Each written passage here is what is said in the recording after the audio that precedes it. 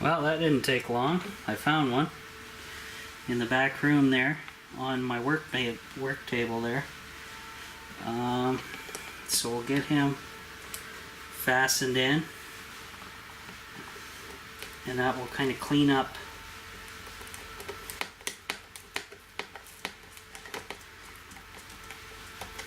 the negative wires a little bit, though these ones are still kind of sticking up, but not a big deal. Now all I got to do next, guys, is run a heavy gauge wire from the negative to the positive to a battery setup, so I have a grow setup. And obviously I'm going to need a switch or a timer of some type to run this setup. So let's see what I got for. I think I saw some heavy gauge wire back here. Yeah.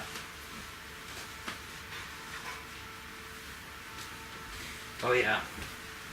This is what I ran in the ceiling. What gauge is this? 10 AWG wire. So I can run this. This will power all the positives, and we'll run this to something.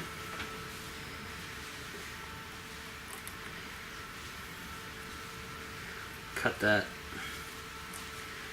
this off a little bit. It's a little too much. Man, I got some vacuuming to do, it looks like.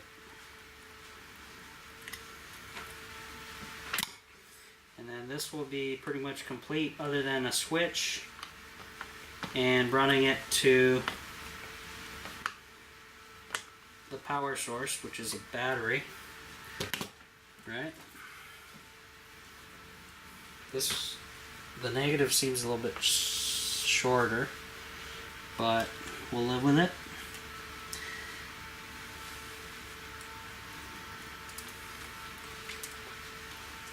That one doesn't need cutting. It's okay.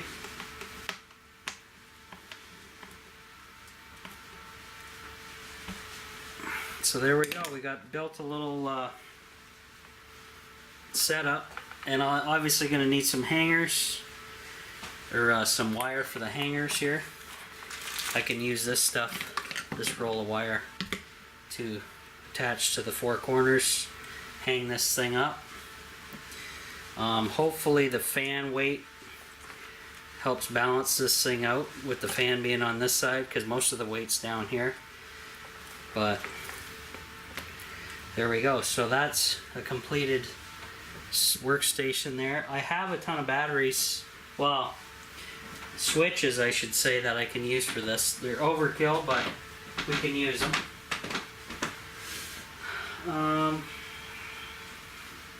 Let me look to see what we got here exactly.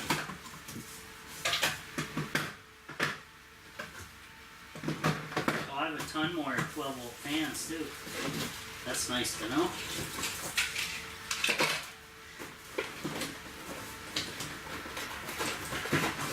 Here I got a red one.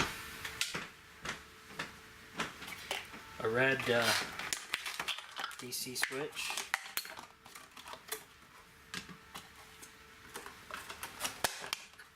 And these will do like 300 amps or some crazy thing.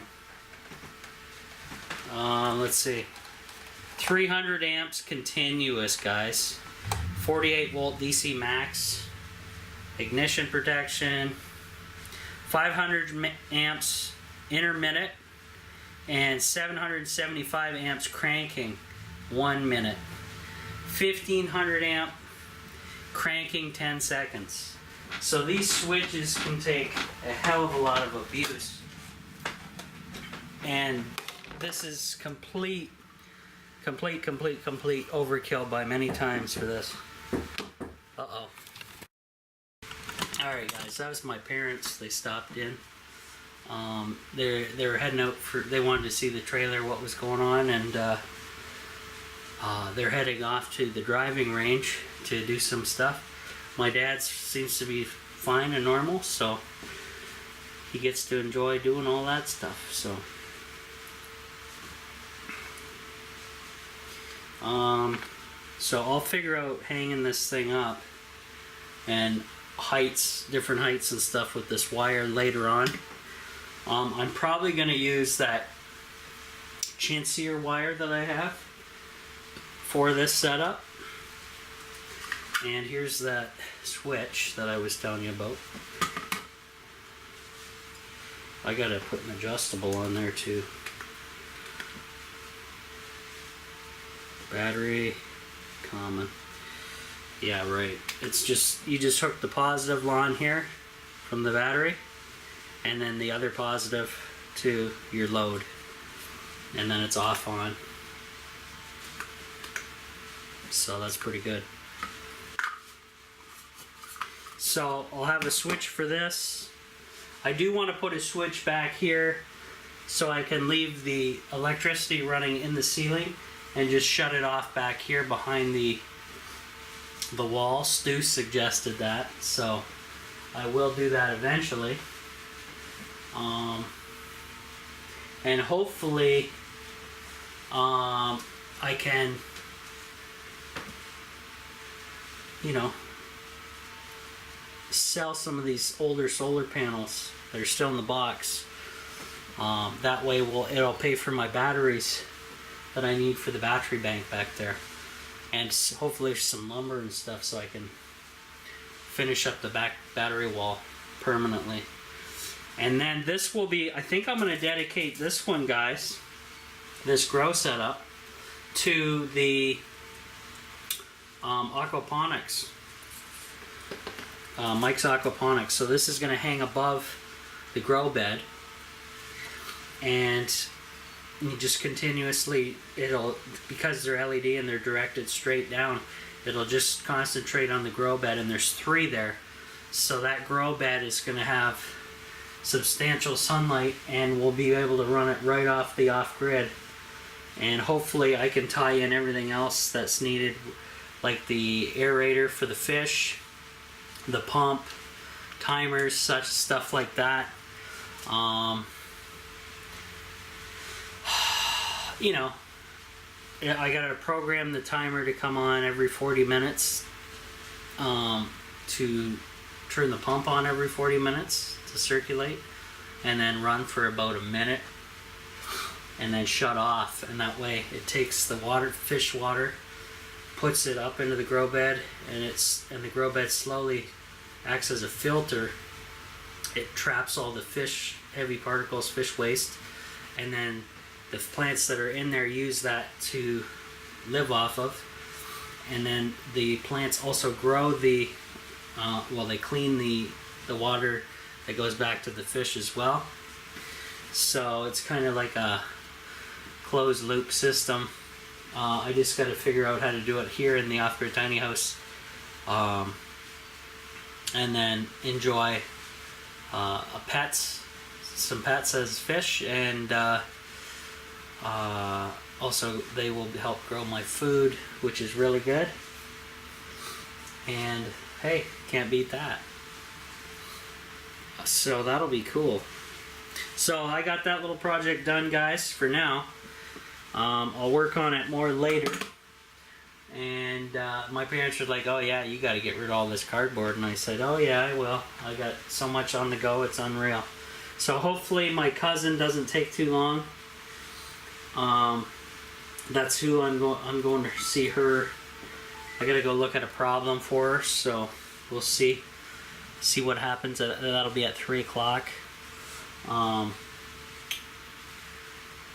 And see what happens there. But yeah, other than that, things are pretty good, though. Still overcast, crappy day. I don't know, are we gonna have a summer this year?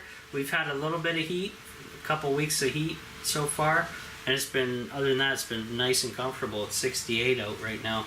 It's actually 71 degrees Fahrenheit inside the tiny house now that I'm in here, been in here working for a while, so I get a little body heat bouncing around the walls here.